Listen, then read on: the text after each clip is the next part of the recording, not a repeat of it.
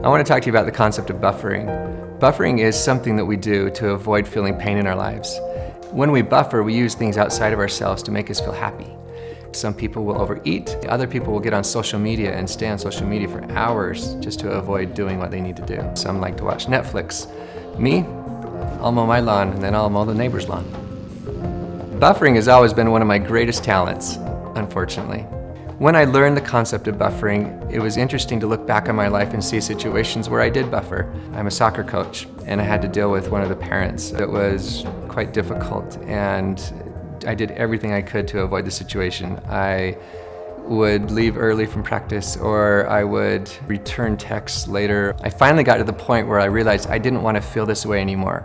So instead of avoiding the situation, I actually dealt with it head on. And when I did, that's when the relief came. Are you a buffer? Are you like me? What would your life look like if you didn't buffer? Who could you become? What could you accomplish? How would you show up for your family? How would you show up for yourself? What would you do? Have you ever been sitting at your computer and that circle comes up that says it's loading and it won't stop and it just goes on and on and on? Well, I think we've all been there, right? And it's so frustrating. Your computer's buffering.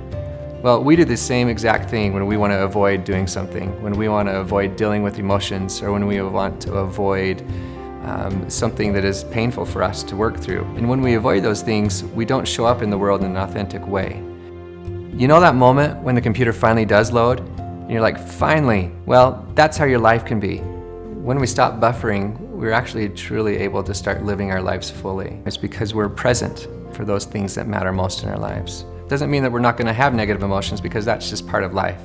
But we're more capable and able to deal with those negative emotions and then work through them. I'm Mike Gardiner, and I'm a life coach.